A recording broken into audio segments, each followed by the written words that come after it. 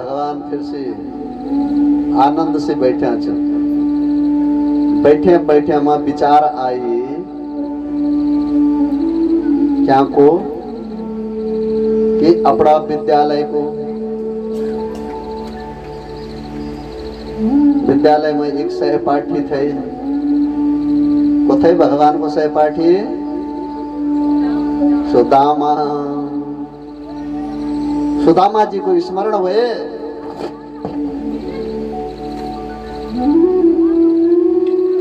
तो भगवान ने जब ध्यान लगाया तो सुदामा की दशा बहुत दयनीय हो रखी है। पर धन्य है सुदामा जी।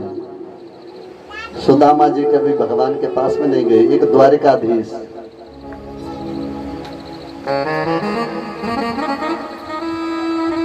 एक दिन ना अकबर बीरबल का नाम सुना है, सुन रखा है ना। तो अकबर के दरबार में एक भिखारी सड़क पर जा रहा है और चिल्लाते हुए बोल रहा है कि क्या जमाना आ गया माजू। अकबर राजा अकबर और मैं साडू भाई है। एक बहन राजा के पास में और एक बहन मेरे पास में है, पर ये मेरा साडू है, ये मुझे पूछता ही नहीं है। सिपाहियों ने पकड़ा उसे, साला क्या बोल रहा है। तो राजा का रिश्तेदार कैसे हो गया? बोला मैं रिश्तेदार हूं। पकड़ करके राजा के पास ले गए। महाराज ये कह रहे कि मैं आप इसके साडू हैं। बोला हाँ भाई कैसे कैसे, मेरे को तो पता ही नहीं है कि एक बहन मेरे ससुर की तेरे पास में भी एक कन्या है। बोला है महाराज। तो बोला कैसे? तो बोला संपत्ति और विपत्ति दो बहनें हैं। तो संपत्ति ने तो आपका वर्ण किया और विपत्ति ने मेरा वर्ण किया, तो हुए ना हम साडू। तो राजा ने कहा इसको धन दे दो, इसको विपत्ति, इसको गरीब मत रखो, नहीं तो दूसरे दिन बोलेगा मैं राजा का साडू। उसे धन दिया, उसको बोला जा। अब भी रहा तो गरीब बोला ना, अब नहीं है, अब नहीं है, अब मेरे रिश्तेदार।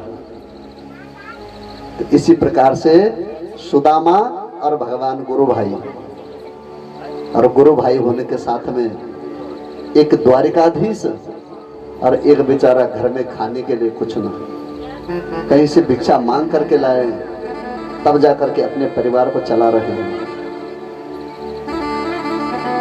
आज देवी सुशीला ने कहा, वो तो भगवान ने पहले का किया हुआ था, परसों पहले आपको सुनाया था ना कि भगवान का हिस्सा खा गया था।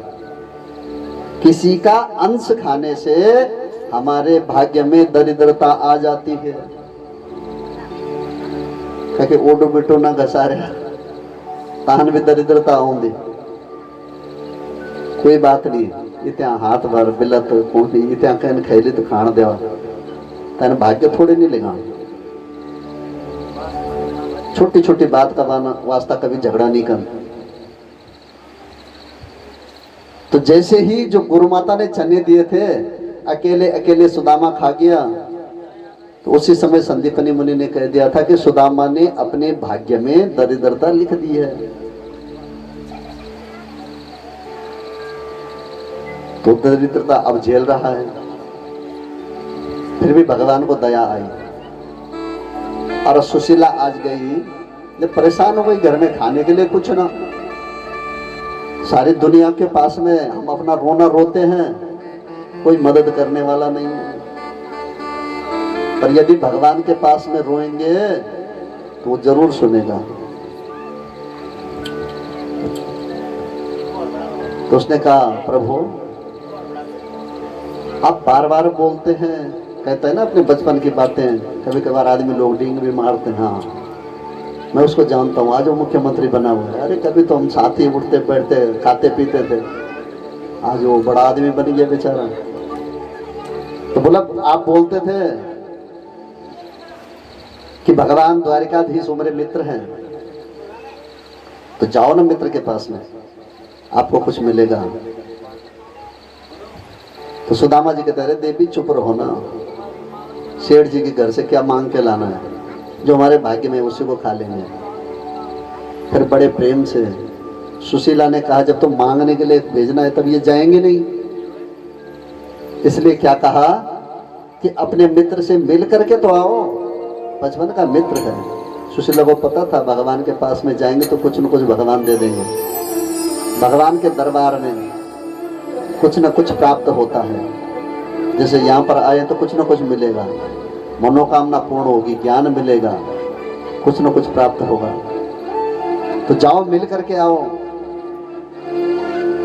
तो आज जबरदस्ती सुदामा को भेजा, कहीं से मांग करके 3 मुट्ठी चावल सावा वो मांग करके लाया और कहा अपने मित्र को भेंट देना। जब सुदामा ने कहा कि गुरु के पास में, मंदिर में, राजा के पास में खाली हाथ नहीं जाते, हमारे पास में कुछ नहीं है, तो बोला ये ले जाओ और फिर भेंट करना। तो जैसे सुदामा चले घर से, भगवान यानी चान्यानि मुचुकंदस्य महात्मनः वीर्यण्यांत वीर्यस्य श्रोतुमिच्छाम्यहं प्रभु। भगवान तो मन से किए हुए संकल्प को मन से ही सुन लेते हैं। सुदामा जी जा रहे हैं और उस भेंट को लेकर के जो सुशीला ने दिया है काख में दबा करके चले निकले घर से। तो 2-4 कदम निकले नंगे पांव, लाठी हाथ में लेकर के आगे जाकर के एक वृक्ष के नीचे सो गए। थक गए, बैठ गए, नींद आ गई। भगवान आए और नींद में ही उठा करके सुदामा को द्वारिका के पास में छोड़ दिया। जब आंखें खुली सुदामा की तो देखा चारों तरफ, तो सामने द्वारिका दिखी। भगवान ने कहा मैं इतने दिनों से क्यों नहीं आया, इतनी नजदीक है द्वारिका। तो जैसे आज दरबार में पहुंचते हैं, महल के दरबार में द्वार पर द्वारपाल रोक देते हैं, बोला कहाँ जा रहे हो, तुम्हें भिक्षा लेनी है तो भिक्षा का एक दिन निश्चित किया हुआ है, वहां मिलेगी, अंदर कहाँ जा रहे हो। बोला अरे भाई जाने दो ना, मुझे भिक्षा नहीं लेनी है। वहां पर भी सुदामा ने कहा मैं मुझे भिक्षा नहीं लेनी है, वो तो जो तुम्हारे द्वारिकाधीश है वो मेरे परम मित्र हैं, बस उनके दर्शन करने, उनसे मिलना है। उन्होंने कहा दिमाग ठीक है, क्या बोल रहे हो, तुम्हारे मित्र और द्वारिकाधीश, अपनी शकल देखो पहले। बोला हाँ हाँ विश्वास नहीं हो रहा है, तो जा करके मेरा संदेशा द्वारिकाधीश को दे दो। तो सुखदेव मुनि कहते हैं परीक्षित जी महाराज को, राजन जब ये द्वारपाल जाते हैं तो भगवान को कहा प्रभु शीश पगान जगा तन में, प्रभु जान को आए बसरे कहीं ग्रामा, धोती पटी सिलटी दुपटी, हरु पाई उपाना की नहीं जाना। द्वार खड़ो तुझ दुर्लभ, रहो चाहिए सो बसुधा बीरामा। पूजत दीन दयाल को धामा, बतावत आपनो नाम सुदामा। पूछत दीन दयाल को धाम, बतावत आपनो नाम सुदामा। प्रभु फटी हुई धोती में, पाय उपा नहीं की नहीं सामा, पाँव में जूता भी नहीं है, नंगे पाँव, और द्वार की ओर चकित होकर के देख रहा है। और पूछत दीन दयाल को धाम, आपके द्वार का पता पूछते हुए आया। जब हमने नाम पूछा तो नाम क्या बताया, बतावत आपनो नाम सुदामा। तो जैसे ही भगवान ने सुना सुदामा यहाँ पर आया है, लक्ष्मी जी के अंशावतार जो रुक्मिणी जी पांव दबा रही थी, भागे वहां से और भागते भागते सीधे द्वार पर आ गए। और जब द्वार पर आए, द्वारपाल चकित, हम तो उसका कहा हुआ मजाक समझ रहे थे, तो सचमुच भगवान का मित्र है, सचमुच द्वारिकाधीश का मित्र है। और आकर के भगवान ने सुदामा को अपने आलिंगन में लिया और उठा करके सीधे अपने साथ में ले गए। और जिस आसन पर अपने आप बैठे हुए थे, उस आसन पर आज सुदामा को बैठा दिया, अपने आप बैठ गए। धन्य है भगवान। जल मंगा करके पाद प्रक्षालन करवाया। जब पाद प्रक्षालन करवा रहे थे, सुदामा के पांव में कांटे चुभे हुए हैं। भगवान कहते हैं, ऐसे बिहाल विवायन सोपग, कंटक जाल लगे पुनि जोए। आय महा दुख पाय सखा तुम, आय इतय न कितय दिन खोए। अरे सुदामा, जब इतना कष्ट था इतने दिनों तक क्यों नहीं आए? बोला नहीं कान्हा, नहीं, कोई कष्ट नहीं। किसने कहा मुझे कष्ट है? कोई कष्ट नहीं है, बस आज मिलने की लालसा हुई, दर्शन करने की इच्छा हुई, बस मैं दर्शन करने के लिए आया, मैं तो ठीक हूँ, मस्त हूँ। भगवान ने कहा, देख सुदामा की दीन दशा, करुणा करके करुणा निधि रोए। धन्य है भगवान।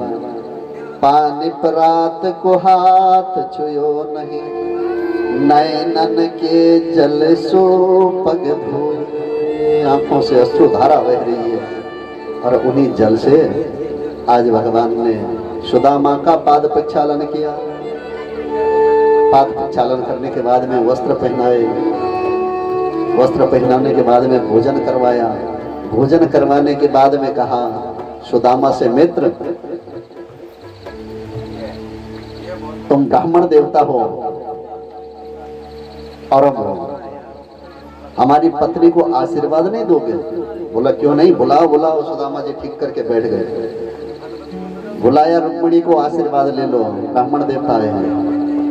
तो सुदामा जी ने लंबा आशीर्वाद, सौभाग्यवती पुत्रवती, सारी मनोकामनाएं पूर्ण, इस प्रकार से बोला। सुदामा अभी दूसरी भी है। बुलाया दूसरी को, तीसरी को, चौथी को, 7, 8, 9, 10। सुदामा ने कहा ये कितनी है भाई?